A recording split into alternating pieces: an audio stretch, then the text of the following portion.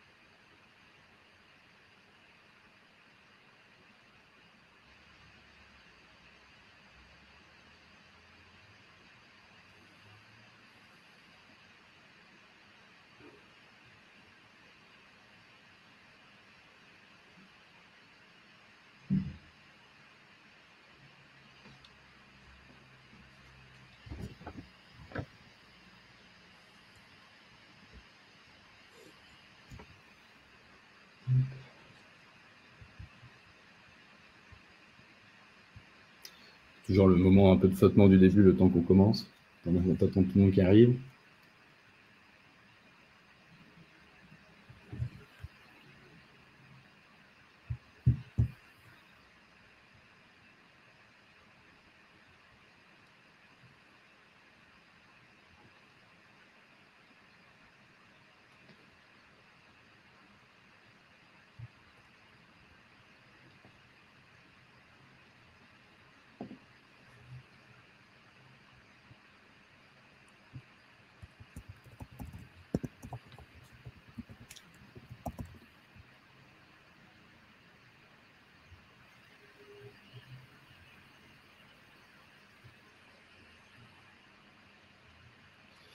Bon, je te propose de commencer. Donc, bienvenue à tous ceux qui nous ont rejoints il y a quelques minutes. Encore bonjour Antoine et merci d'être là pour ce webinaire. Merci Lucas pour l'invitation, très heureux d'être là. Ouais, c'est top. Donc, le but du webinaire, le sujet principal, ça va être comment intégrer l'intelligence artificielle dans ces process financiers pour accélérer le traitement. Donc, aujourd'hui, je suis avec Antoine qui travaille donc pour Snowflake. Donc, on va parler de Snowflake et donc voir comment cet outil, la plateforme de données Snowflake, peut vous aider justement à intégrer l'IA. Donc, on va faire une présentation pour remettre un peu le contexte. Et ensuite, Antoine va nous présenter donc 3 fonctionnalités, donc vraiment en mode démo, pour avoir du concret et puis pour ceux qui ne connaissent pas Snowflake, avoir un premier visu sur la plateforme. N'hésitez pas à poser des questions, même pendant la démo, il faut en profiter. On a la chance d'avoir quelqu'un de Snowflake. Donc, n'hésitez pas si vous avez des questions. Encore une fois, il n'y a jamais de questions débiles. Il ne faut pas hésiter.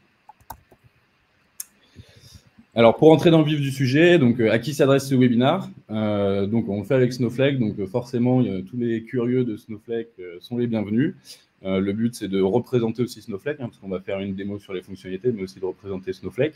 Snowflake est une plateforme de données qui est de plus en plus connue et qui prend de plus en plus de parts de marché, surtout dans les grosses entreprises. On est aussi là donc, pour montrer justement comment on peut intégrer via Snowflake de l'intelligence artificielle dans ces process financiers, notamment pour économiser du temps et surtout réduire des tâches manuelles grâce justement à ces fonctionnalités qui sont assez récentes. Donc voilà, donc aussi tous les curieux qui peuvent être intéressés sur la manipulation et l'analyse des données. Petite slide voilà, assez classique pour rappeler un peu qui on est chez nous, EasyDay. Donc nous, on est une société de conseil spécialisée dans la data. Donc on va accompagner les directions financières dans la structuration de leurs données et donc l'automatisation des tâches à faible valeur ajoutée, puisqu'on va aussi les accompagner sur voilà, la création de leur reporting et comment ils vont le faire. Donc on a une expertise technique qui va être forte. qu'on complète avec des partenariats, avec des partenaires qui vont plus avoir une expertise métier. Hein. Donc, le dernier webinaire, on avait fait avec Quincy, qui travaille avec les DAF, ce qui nous permet d'éviter un peu ce biais qu'on peut avoir, de ne pas avoir ce biais de geeks, on va dire, et de justement d'être là pour proposer des solutions techniques à des problèmes métiers, et pas juste faire de la data ou faire de la tech pour faire de la tech. Donc, pour donner un peu de contexte, avant de donner la parole à Antoine, aujourd'hui, quels sont les défis techniques des directions financières? Donc, ce qui a pu ressortir de nos discussions avec nos clients ou avec d'autres personnes. Le premier, ça va être le temps passé à produire les clôtures comptables, mais aussi sur les reportings. Des temps, les reportings qui sont de plus en plus nombreux à faire, des tâches qui vont être très manuelles, très peu automatisées, donc à faible valeur ajoutée. On imagine tous des Excel où on fait des CTRL-C et CTRL-V, qu'il faut ensuite après rediviser pour envoyer à des entités. Donc toutes ces choses-là qui prennent du temps et qui ne sont pas forcément hyper valorisantes aussi pour les équipes. En plus de ça, donc un peu le pendant de ces tâches manuelles, on a un problème de qualité des données, que ça peut être donc les qualités de données de deux parties, hein, ça peut être d'où viennent les données, un problème de qualité dans la source, mais aussi après dans la production. Comme je disais, il y a des tâches manuelles qui vont s'insérer et qui vont poser potentiellement des problèmes. Et ce problème de qualité de données est important, parce que si on fait des reportings, le but c'est que quand même derrière, on ait des reportings de qualité, sinon tout ce qu'on a fait avant, ça sert un peu à rien. Et aussi, on a un enjeu de réputation de l'unité finance qui après propose ces dashboards, par exemple, à l'équipe dirigeante. Donc là, je parlais des tâches manuelles, mais on imagine aussi très bien des choses qui peuvent se passer par des échanges de mails et donc après qui posent des problématiques de sécurité des données, qui est aussi aujourd'hui une grosse problématique. Donc d'abord parce que ça fait aussi le lien avec la 4e, qui est la réglementation avec le RGPD. Aujourd'hui, sécurité de données, on voit de plus en plus, on voit aux infos des fuites de données sur des grosses entreprises. Donc là aussi, on a un enjeu de réputation sur l'entreprise. Il faut que, quand on doit annoncer à des clients que leurs données ont fuité, ça pose des problèmes. Hein. C'est jamais très facile à gérer. Sachant que la sécurité de données, il n'y a pas de solution magique. Hein. Vous pouvez avoir un coffre-fort avec des murs de 2 mètres d'épaisseur. Si vous laissez votre coffre-fort ouvert, forcément, après, c'est aussi un peu de votre responsabilité. Et donc ça, il faut faire attention. Donc, je parlais de RGPD. On a aussi toutes les problématiques de réglementation qui sont de plus en plus importantes.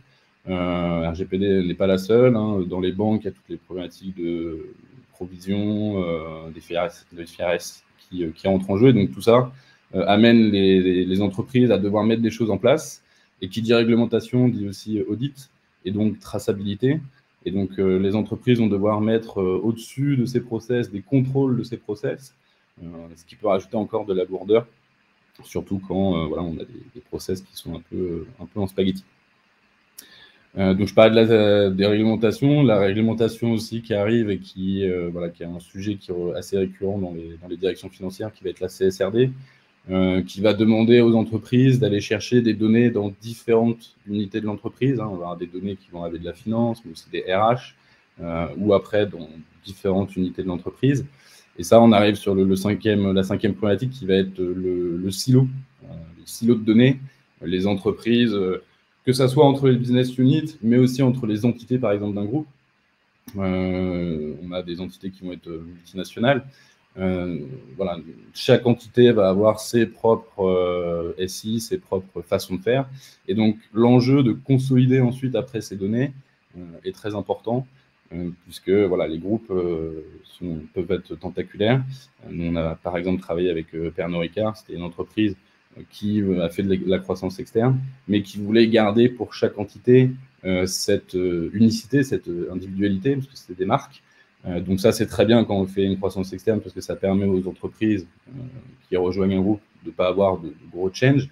Mais par contre, après, quand on veut utiliser ces données au niveau groupe, que ce soit pour la réglementation ou pour après faire de la data science, on va avoir ce problème de consolidation et d'unicité, puisque on a un parc de données qui est très disparate et très difficile parfois finalement à exploiter.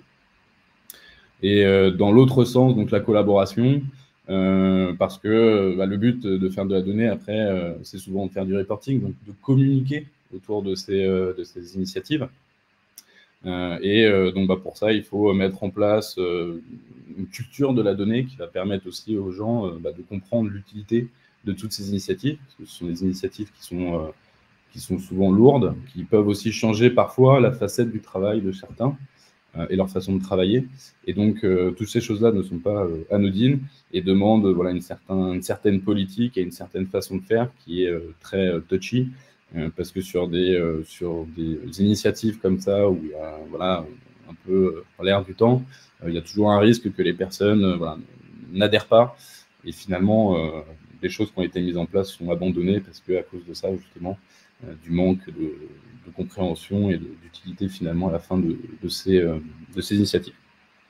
Voilà, donc je vais te laisser la parole, Antoine, pour présenter plus concrètement en fait qu'est-ce que c'est Snowflake pour ceux qui ne connaissent pas, et après on pourra passer sur les fonctionnalités qu'on pourra présenter.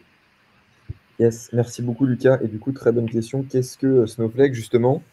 Et pour commencer, notre métier chez Snowflake, c'est de vous accompagner justement à devenir une entreprise pilotée par la donnée.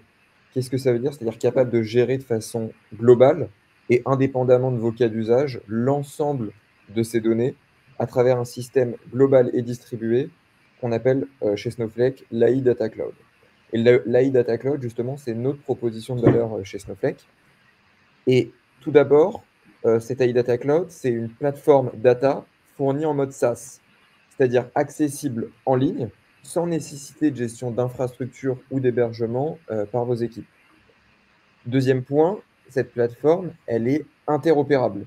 Ça signifie que vous allez pouvoir déployer Snowflake chez le cloud provider de votre choix, AWS, GCP, Azure, dans la région de votre choix.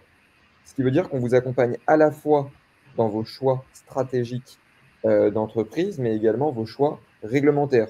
Si vous avez une filiale à New York qui, pour des raisons de souveraineté de la donnée, veut garder sa data aux US, tandis que la filière française a comme prérogative de garder ses données dans une région européenne, c'est tout à fait possible au sein de la même organisation grâce à Snowflake. Et ce schéma, il est également valable pour assurer la haute disponibilité de vos données en cas de chute d'un des cloud providers. J'ai la capacité à répliquer mes données chez un autre cloud provider dans une autre région pour assurer justement une continuité de mes services. Et donc cette plateforme, c'est la combinaison de deux choses. La combinaison à la fois d'une plateforme d'exécution qui va vous permettre de stocker l'ensemble de vos données, quel que soit le volume, quelle que soit la vélocité et quel que soit leur format. Que ce soit des données d'ERP, des données d'Excel, des données de CRM, mais aussi vos documents moins structurés comme les documents PDF, et déployer l'ensemble de vos cas d'usage IA et data au-dessus de ces données. Que ce soit votre KYC, la gestion de la trésorerie, les reportings financiers et réglementaires, comme l'a évoqué Lucas, avec une puissance de calcul qui est illimitée, évolutive et au sein d'une plateforme qui est hautement sécurisée. Et cette plateforme, elle vient pas seule, elle vient également avec du contenu, un écosystème. Elle s'intègre à la fois avec votre écosystème de partenaires technologiques pour s'intégrer avec vos outils actuels que vous utilisez déjà, mais également avec vos partenaires économiques actuels déjà présents sur Snowflake, avec lesquels vous allez pouvoir partager de la donnée instantanément et de manière sécurisée pour venir enrichir, compléter vos analyses. Donc, par exemple, lorsqu'il s'agit de calculer ou de réaliser des consolidations financières cross-région, ce qu'on constatait, on en discutait avec Lucas, c'est qu'il était souvent difficile d'avoir une vision homogène de certains KPI entre le siège et les filiales. Et justement, Snowflake va permettre de surmonter ce défi en vous offrant cette plateforme unique, cette copie unique de vos données. Vous allez les centraliser, les harmoniser et les rendre accessibles en temps réel. Et désormais, que vous soyez au siège, dans une filiale à l'étranger, vous avez accès aux mêmes informations précises et actualisées. Et ça, ça permet deux choses. Ça permet non seulement d'améliorer la transparence et la cohérence de vos rapports financiers, mais aussi de faciliter la collaboration entre les différentes équipes, entre les différentes entités business de vos entreprises, et donc de réduire le taux d'erreur et d'optimiser les processus de prise de décision. Donc, si on résume, si tu peux passer à la slide suivante, Lucas. En 4 points, ce qu'il faut retenir de Snowflake, c'est donc une plateforme unique pour l'ensemble de vos données et de vos cas d'usage autour de l'IA. Vous centralisez donc l'ensemble de ces données, ERP, Excel, CRM, au sein d'une seule plateforme, et vous tirez parti de l'IA pour l'ensemble de vos cas d'usage. C'est un écosystème interconnecté et global. Vous vous connectez avec vos partenaires actuels, vous partagez de la donnée, quel que soit le cloud provider, quelle que soit la région, vous venez compléter vos analyses avec des données externes directement disponibles depuis une marketplace. On a des données de l'INSEE, des données de FactSet, des données de Refinitiv, tout un tas de jeux de données financières et ESG directement disponibles pour venir donc enrichir cette vue 360 de vos entreprises. C'est également, troisième point, une plateforme hautement sécurisée et gouvernable. Donc vous allez utiliser Snowflake en toute sécurisée. Vos données, elles sont encryptées de bout en bout au sein de la plateforme. Et on peut mettre en place des contrôles de gouvernance stricts pour assurer la conformité réglementaire, montrer patte blanche aux régulateurs et assurer la protection pardon, de vos informations sensibles. Et enfin, quoi de mieux que parler finance aux directions financières, vous profitez aussi avec cette offre SaaS d'un modèle de consommation à l'usage. Vous payez uniquement pour le temps de calcul utilisé. Et cette approche, elle vous donne plus de flexibilité dans votre stratégie financière en transformant des investissements d'infrastructures plutôt CAPEX en dépenses opérationnelles. Ça vous offre une plus grande flexibilité financière et ça permet surtout de mieux adapter les coûts en fonction de l'utilisation réelle et des usages réels de Snowflake. Top. Top. Là, je fais juste ce que je vous propose, c'est une petite présentation des 3 fonctionnalités que va nous présenter ensuite Antoine sur la plateforme. Donc, on a choisi 3 fonctionnalités. La première, document AI. Donc, cette fonctionnalité, elle va vous permettre d'extraire des données de documents non structurés, notamment des PDF, par exemple. Ça parle à tout le monde. Donc, vous allez avoir vos PDF, vous allez pouvoir les mettre sur la plateforme et vous allez pouvoir extraire des données automatiquement et que vous allez pouvoir mettre dans des tables. Donc, ça vous permet ça, par exemple, si vous avez des analyses financiers ou des personnes qui vont prendre des PDF et réécrire à la mano les données pour les extraire, de ça finalement l'automatiser et donc de gagner beaucoup de temps sur cette tâche-là. La deuxième, donc c'est Snowflake Cortex, qui est une fonctionnalité qui englobe beaucoup de choses. Là, ce qu'on va vous montrer, c'est une fonctionnalité qui peut servir à des analystes qui vont devoir faire de la transformation de données, qui vont travailler sur les données pour justement facilement, par exemple, les consolider, donc faire des transformations pour les mettre toutes sur le même format, dans un format simple. On n'est pas obligé de faire des requêtes SQL très compliquées. Enfin, c'est vrai, on vous avait montré, c'est avec des phrases toutes simples. Et la troisième qui est ma préférée, qui ressemble un peu à celle d'avant, mais qui n'est pas...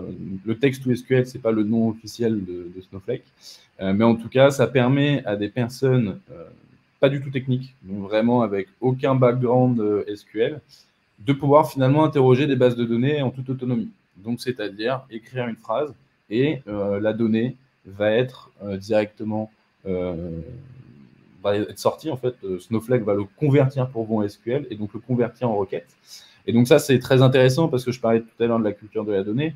La culture de la donnée dans une entreprise, le but, c'est que tout le monde se sente impliqué. Et ça permet vraiment à des gens qui ne sont pas du tout techniques, finalement, de pouvoir interagir avec les données. Donc ça leur permet finalement de pouvoir toucher finalement à ce qui a été mis en place. Et ça permet aussi de gagner du temps parce que on sait ce que c'est dans les grosses structures. Quand on doit faire après quelque chose quand on a fait une demande et finalement ça ne correspond pas exactement à ce qu'on veut, on doit repasser par un système de tickets. On connaît le système de tickets. Certains l'adorent, d'autres le détestent. Mais voilà, on est obligé de repasser par des analystes qui vont devoir refaire la requête et puis après la relivrer. Et donc ça, forcément, ça prend forcément du temps et ça met toujours un peu de sable dans l'engrenage. Voilà, donc je propose que tu prennes la main, Antoine. Oui, alors juste petite introduction dans le cadre de cette démonstration, ce que vous allez voir là. Lucas l'a très bien résumé. Pour contextualiser, on va se mettre dans la peau d'une direction financière qui cherche à optimiser la gestion de sa trésorerie, de ses bilans financiers, de ces flux financiers. Généralement, dans le cadre de cette activité, on est souvent amené à traiter énormément de documents PDF, comme par exemple des factures, hein, c'est ce qu'on verra aujourd'hui. Et généralement, il y a toute une approche plutôt complexe et chronophage qui va se mettre en place avec des analystes financiers qui vont qui vont souvent, passer du temps sur ces tâches répétitives et manuelles, donc aller extraire de la donnée de ces PDF, avec en plus un risque élevé d'erreur dû à ce travail manuel, au lieu de se concentrer sur des tâches à plus forte valeur ajoutée. Comme l'évoquait Lucas, on va donc étudier deux fonctionnalités de Snowflake, Documentai et Cortex. Ces deux fonctionnalités, elles reposent sur des modèles, les fameux LLM, les larges langages modèles. Donc ces modèles, ils ont été démocratisés notamment mondialement avec l'arrivée d'une application dont vous avez certainement entendu parler, ChatGPT. Et pour ceux qui ne sont pas familiers avec les LLM, c'est des modèles d'intelligence artificielle qui sont entraînés donc, sur des vastes ensembles de données textuelles et qui sont donc capables de comprendre et de générer du texte en langage naturel. Donc ça les rend extrêmement utiles pour des tâches telles que l'extraction d'informations, la génération de contenu. Et nous, dans ce cas-là, on va utiliser donc ces LLM, ces LLM qui sont vraiment le moteur, la science qui est derrière ChatGPT, pour ne citer que, pour effectuer cette extraction d'informations au sein des PDF et réduire justement ce travail manuel et améliorer l'efficacité opérationnelle donc, de nos équipes. Et c'est ces mêmes LLM qui, de par leur compréhension du langage naturel, vont me permettre également de comprendre une requête d'un humain en langage naturel et de venir la retranscrire dans des langages déclaratifs comme le SQL. Donc sur ce, je te propose de reprendre la main, Lucas, et de rentrer dans le vif du sujet. Alors n'hésitez pas, alors ça je supprime. Ouais. N'hésitez pas. Alors j'ai une question déjà de Alban qui demande quel LLM vous utilisez en l'occurrence. Alors, c'est un très bon point, Alban. La vision de Snowflake, c'est de permettre à toutes les entreprises de disposer des meilleurs LLM du marché en fonction de vos cas d'usage. On a des forts partenariats avec Mistral, avec Meta. On va proposer notamment les modèles Llama. On va proposer des modèles comme Reka, des modèles multimodales, sans rentrer dans les détails. Et puis, on a récemment également sorti notre modèle, un modèle créé par Snowflake, qui sont des modèles plus légers que ces gros modèles qu'on voit sur le marché, mais plus adaptés aussi aux besoins des entreprises en ratio coût-performance. C'est notamment le cas d'Arctic. Vous pourrez retrouver, où je vous enverrai toute la documentation relative à Arctic, modèle plus léger, plus performant et donc capable de mieux répondre aux enjeux des entreprises. Okay, top. Est-ce que ça vous répond à votre question, Alban ? Et justement, donc juste pour compléter cette question, quand on parle de Cortex, Cortex vous permet de disposer de ces LLM directement à travers une requête SQL ou une requête Python sans avoir à déployer, gérer toute la partie hébergement et sécurité de ces LLM. Vous pouvez le faire par vous-même si vous avez besoin de fine-tuner par exemple ces modèles, mais on vous fournit sur étagère des modèles à travers justement cette fonctionnalité de Cortex. Okay, top. Donc, ce que vous voyez ici, quand on parle de plateforme SaaS accessible en ligne à travers un lien URL, c'est Snowflake. Donc, Snowflake, je te propose, Lucas, juste de faire un rapide tour du propriétaire avant de rentrer dans le vif du sujet. Vous allez y retrouver plusieurs concepts, que ça soit donc vos worksheets. Vos worksheets, c'est l'endroit où vous allez interagir avec le moteur de calcul de Snowflake dans le langage de votre choix, le SQL, le Python, le Java, le Scala, mais aussi le langage naturel. Vous disposez d'une interface Snowflake Copilot qui vous permet de rédiger donc, une requête en langage naturel et de permettre à Snowflake, donc avec cette fameuse notion de LLM, de venir la retranscrire et de venir exécuter pour vous une requête sur le moteur de Snowflake. Vous avez également la possibilité de disposer de notebooks. Si vous avez des data scientists qui veulent faire des modèles de prévision financiers, vous avez la capacité de leur mettre à disposition des notebooks pour venir travailler donc, avec des outils avec lesquels ils sont plus familiers pour réaliser ces modèles de prévision. On a également, et ça sera le cœur de notre démonstration, la capacité de déployer rapidement des interfaces très visuelles pour mettre à la main, pour, comme disait Lucas, justement, rapprocher la data du métier et donc créer facilement des interfaces visuelles pour mettre à disposition, que ce soit ces modèles de data science, que ce soit ces analyses à disposition du métier.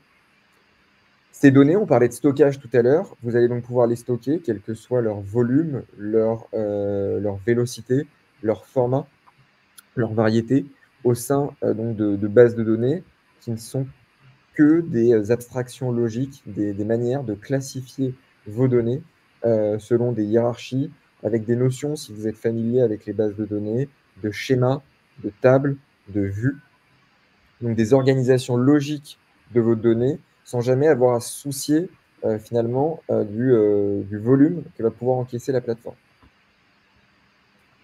On parlait tout à l'heure de marketplace. Vous avez également donc une marketplace où vous allez pouvoir retrouver des jeux de données sur plusieurs thématiques, que ce soit des thématiques financières, ESG, analytiques, et directement accessibles en un clic à travers la plateforme.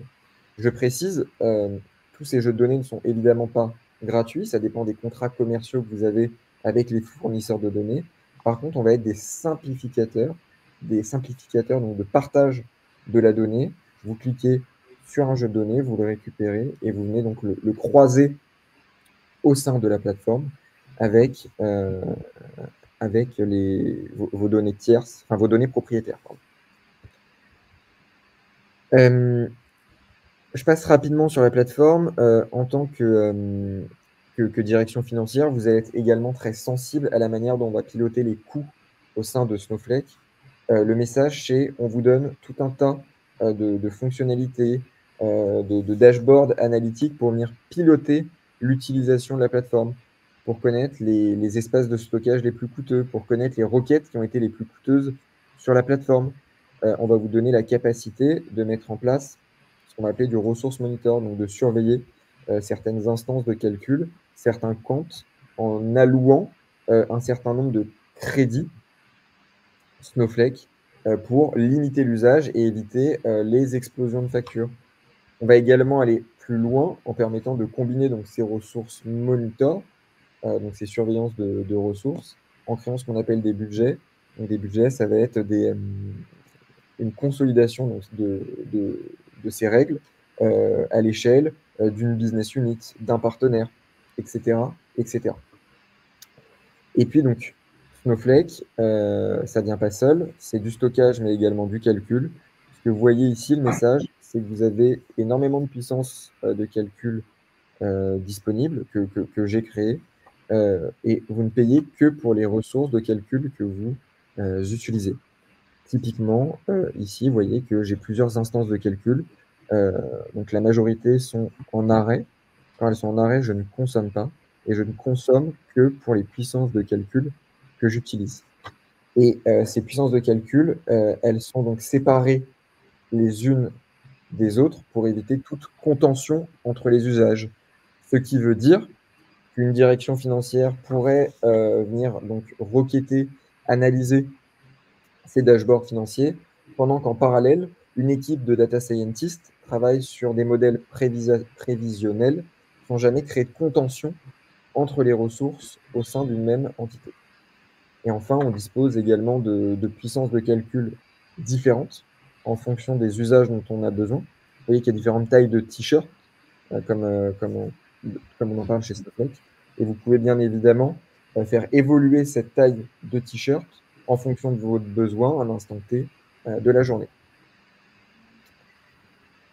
Et donc Snowflake, c'est aussi des capacités IA. Et sans plus attendre, je vous propose de passer donc, sur Document AI, qui est donc cette manière de mettre l'intelligence artificielle à disposition donc, de vous, métiers, Et ici, pour cet exemple, j'ai donc récupéré des factures de fournisseurs, et je vais chercher à en extraire donc certains éléments en langage naturel.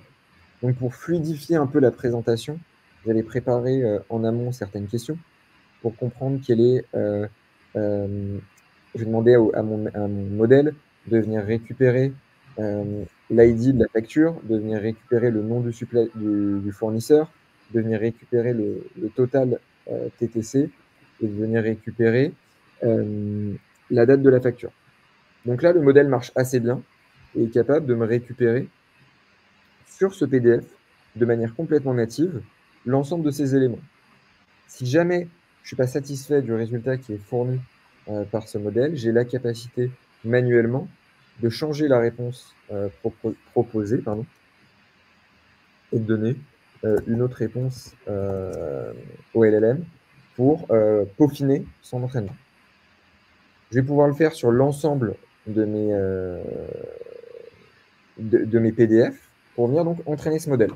Sur un échantillon PDF pour venir entraîner ce modèle. Une fois que je suis satisfait de cet entraînement, je vais venir pouvoir récupérer ces informations et les exploiter à travers une interface plus visuelle comme Streamlit. Donc Streamlit, rappelez-vous, c'est la capacité pour vos équipes de créer des interfaces visuelles de manière très simple en Python pour venir vous mettre à disposition donc cette data et venir exploiter, comprendre les aboutissements de cette extraction. Donc ici, on a 70 factures et pour chacune de ces factures, on a donc récupéré des informations. Je peux valider ou invalider ces différentes informations qui ont été récupérées par mon LLM et les stocker dans des tables. Donc ici, sur mes 70 documents, donc qui étaient à la base des documents PDF, je viens structurer l'information au sein d'une table. Ce qui est assez intéressant, c'est que comme ces PDF viennent de différents fournisseurs, je vais avoir par exemple différents formats récupérés au niveau des dates. Je vais avoir une hétérogénéité au niveau de la manière dont le total TTC est récupéré. Et donc là, ce qui est assez intéressant quand on est directeur financier, c'est de se dire mais comment je mets en qualité ces données, comment je m'assure de l'homogénéisation et de la mise en qualité de ces données. Et ici, je vais donc capitaliser sur ces LLM. Donc, c'était Alban, vous me posiez la question des modèles qui étaient utilisés. Ici, grâce à Snowflake Cortex, je vais venir donc utiliser un modèle Mistral. Donc Mistral qui est un des leaders incontestés des LLM sur le marché. Et très simplement, sans avoir à me soucier de l'hébergement, de la mise en sécurité, du déploiement de ces modèles, je vais venir pouvoir intégrer. Donc ça, c'est pour des profils un peu plus techniques, des profils SQL au sein de votre entreprise, venir intégrer très facilement des transformations, des mises en qualité de cette donnée. Ici, j'ai demandé à mon Mistral de transformer typiquement les dates en un format unique avec les années, les mois, les jours, et uniformiser, donc transformer ces données, ces dates au même format. Et je vais faire de même sur la partie Total TTC, où je vais demander donc d'uniformiser ces données. Ce qu'il faut vraiment noter ici, c'est qu'en une requête SQL, j'ai donc accès au meilleur modèle du marché et je peux donc venir très simplement, ici vous voyez j'avais mes anciennes dates et là j'ai mes nouvelles dates qui sont parfaitement uniformisées. C'est de même pour les montants TTC où je suis venu donc uniformiser ces montants au même format au sein de ma table. Est-ce que Lucas, jusqu'ici, tu trouves ça clair? On suit le ouais. Très bien. N'hésitez pas à poser des questions si ce n'est pas clair. C'est vrai que nous, on n'a pas tendance à avoir ce côté un peu geek et parfois on peut passer rapidement sur certaines choses, mais ça me paraît très clair. Super. Donc, n'hésitez pas si vous avez des questions. Je fais des allers-retours sur le chat. Mais ce qui est vraiment intéressant, c'est vous avez des profils SQL qui sont des profils assez courants sur le marché, qui ont quelques maîtrises du langage naturel. En quelques clics, ils sont capables de venir intégrer cette mise en qualité dans des pipelines de transformation. Et donc derrière, ça y est, j'ai ma table donc, qui est disponible pour être interrogée avec donc, une date qui est donc formatée et un total TTC qui est formaté. Ce qui est intéressant, c'est que je peux même mettre à disposition, si je n'étais pas complètement satisfait ou si je voulais pouvoir permettre à des profils métiers de pouvoir continuer ces transformations à la volée, de mettre à disposition donc, à travers Streamit des interfaces pour typiquement dire au modèle, mets-moi en majuscule la case fournisseur, la colonne fournisseur. Et là, vous êtes un directeur financier, vous n'êtes pas complètement encore satisfait du travail, enfin, vous voulez améliorer, entre guillemets, le travail qui a été réalisé par vos équipes. En un prompt, donc cette fois-ci en langage naturel, vous n'avez même pas besoin de savoir faire du SQL. Vous venez créer cette règle en langage naturel et elle est directement intégrée à votre colonne. Et donc derrière, ça vous permet plutôt de venir interroger. Donc on est quand même passé d'un PDF, donc d'un document non structuré. On est venu en extraire les informations, les structurer dans des tables, tout ça avec un workflow natif, facile à travers des fonctionnalités clés en main, SQL, donc encore une fois, un langage courant sur le marché. On est venu donc structurer ces données au sein de tables. Et là, vous, directeur financier, vous n'avez même plus besoin de vous poser la question de ce qu'est une table, où est-ce qu'elle est stockée. Tout ça, c'est géré en back-end par vos équipes. Et vous pouvez venir interroger ces PDF de manière naturelle, donc avec ces LLM. Ici, typiquement, je vais demander à mon LLM quelle est la moyenne des taux TTC au sein de l'ensemble de ces 71 factures. Je vais également pouvoir lui demander quel est le top 5 des factures avec le montant le plus élevé. Et ce qui est très intéressant, c'est qu'on est capable de mettre en place un agent conversationnel à la main de l'ensemble de vos métiers. Et cette fois-ci, c'est la data qui se rapproche des métiers. On casse les silos au sein de l'entreprise. La data, c'est plus un frein, c'est plus un métier de geek pour ne parler que comme ça. Et vraiment, la data devient accessible. C'est plus ce frein, ça devient courant. Et c'est démocratisé. Est-ce qu'il y a des questions dans le chat? Non, je ne vois pas de questions. Moi, j'ai une question parce que je sais que c'est quelque chose qui revient. C'est parce que les gens, souvent, ils ont peur d'utiliser ChatGPT à cause de la fuite des données. Parce que du coup, on a tous entendu parler de cette histoire où en fait la personne a metté des infos qui étaient finalement confidentielles de l'entreprise. Et du coup, après, l'algo ChatGPT s'entraînait sur ces données-là. Oui, alors là, on a toute une page sur notre site internet. On garantit la sécurité de vos données. On ne va jamais réentraîner les modèles avec vos données financières. On a répondu à plusieurs exigences de différentes certifications à ce sujet. On ne monte pas de blanche au régulateur, car nous aussi, on doit monter pas de blanche au régulateur. Oui. C'est notre écosystème. Et donc, soyez assurés de ne pas vous retrouver vos données en train d'entraîner et de peaufiner ces modèles. Laetitia, ouais. Alors, comment récupère-t-on? Je vais prendre les questions. Oui, vas-y. Alors, comment récupère-t-on l'échantillon des 70 factures?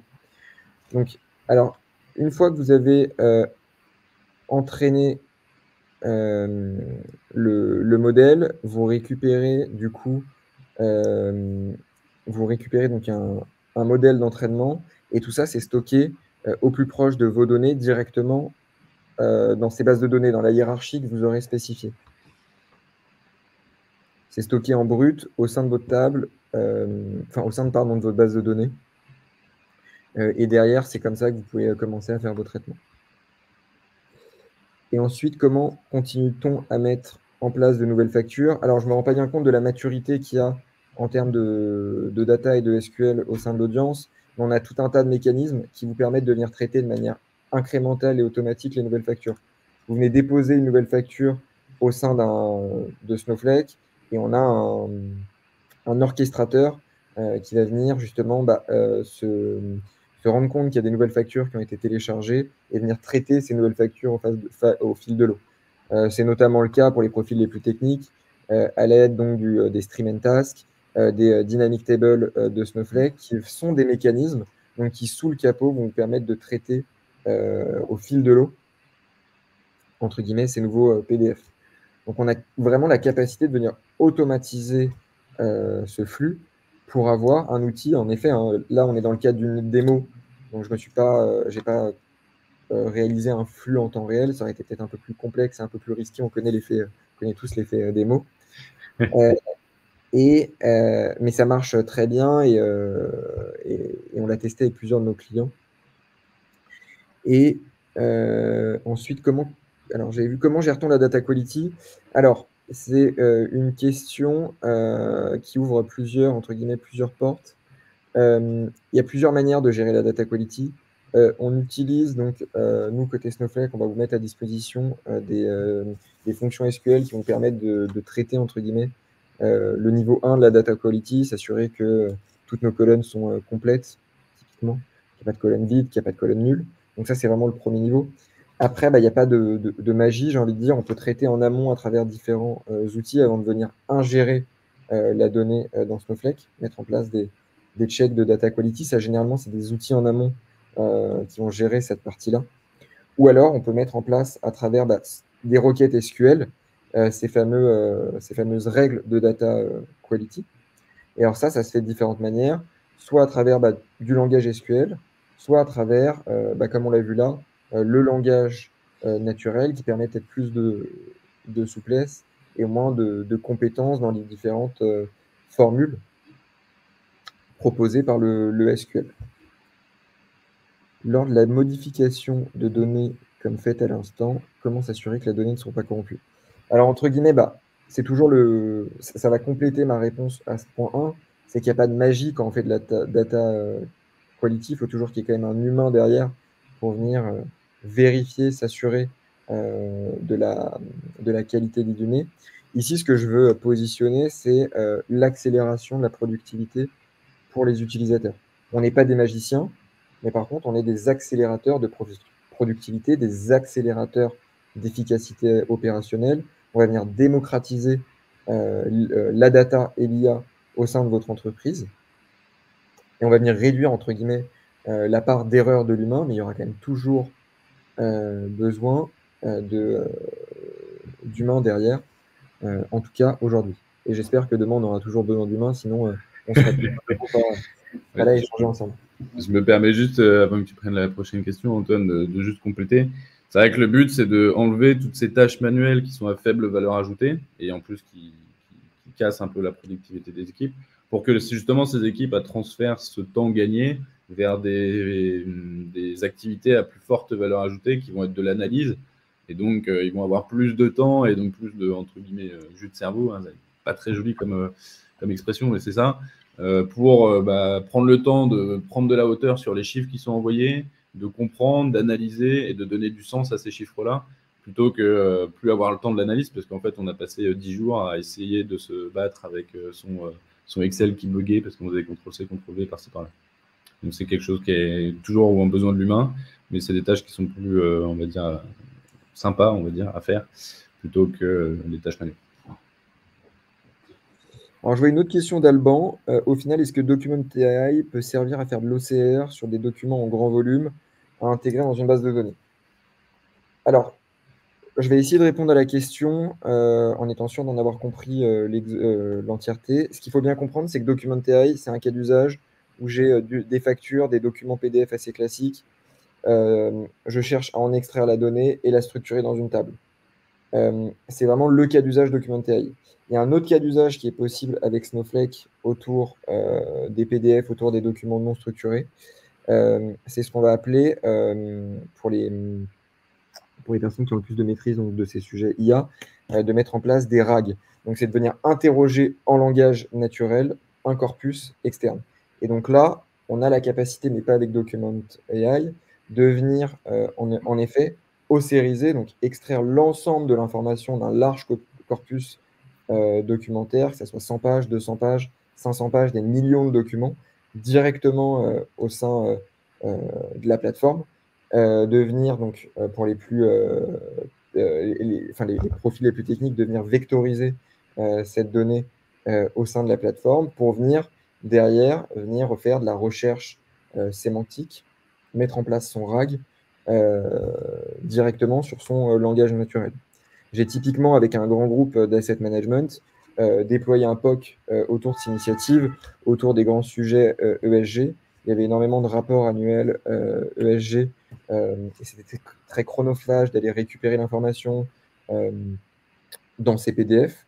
On est venu océriser l'ensemble de ces rapports annuels dans Snowflake, et on est venu créer, à l'aide de Streamlit, à l'aide de Cortex, et à l'aide de fonctionnalités de search directement intégrées à la plateforme, un chatbot qui permet donc aux directions financières de venir interroger des centaines et des centaines de documents, de rapports annuels ESG, pour venir poser des questions en langage naturel avec une latence très faible, en dessous de la seconde, sur ces centaines de PDF. Donc, ce n'est pas Documentary, mais par contre, on couvre également cette partie-là qui est, sans rentrer trop dans les détails, un des use cases les plus populaires aujourd'hui autour des LLM au sein des entreprises, parce qu'elle permet justement de capitaliser sur ce langage naturel pour venir interroger des grands corpus documentaires.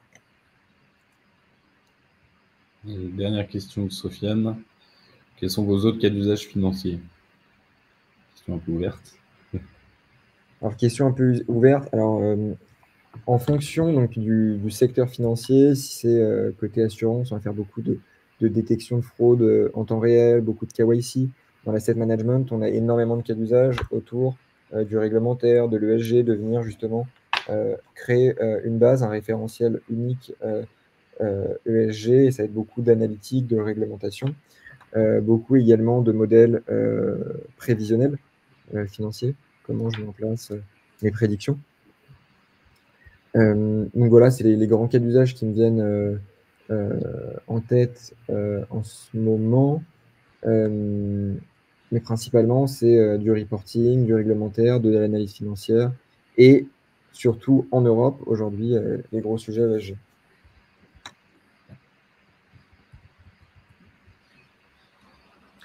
Ok, top. N'hésitez pas, Sofiane, si vous souhaitez qu'on parle plus en détail de ces cas d'usage en fonction de votre secteur, à me contacter, on pourra présenter plus en détail. Justement, peut-être pour terminer, je vais juste peut-être reprendre la main rapidement. Ah, c'est bon. Je vais mettre ça un peu l'écran. Merci en tout cas Antoine, hein, c'est hyper intéressant. Et puis voilà, il y a plein de sujets qui peuvent être couverts par Snowflake.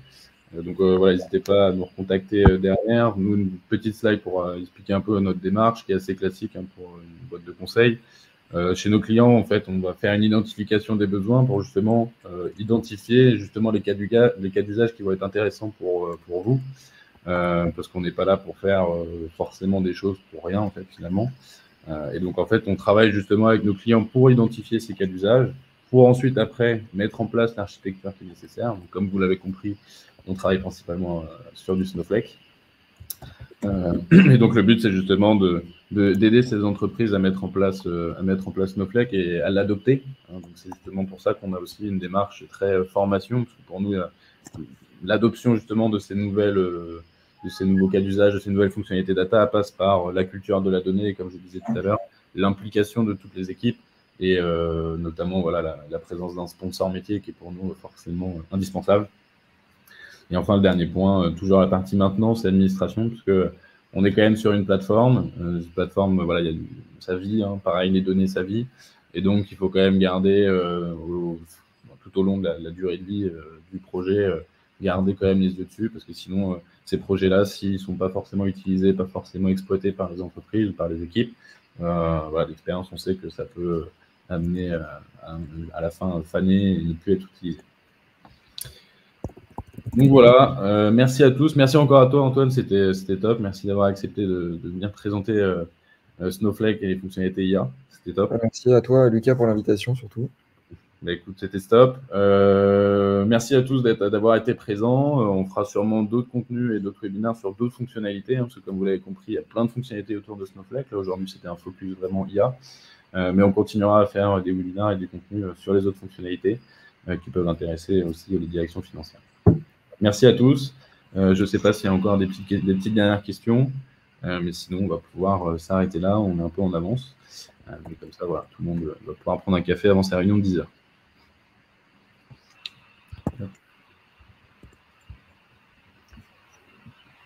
C'est tout bon. Merci à tous. Merci beaucoup.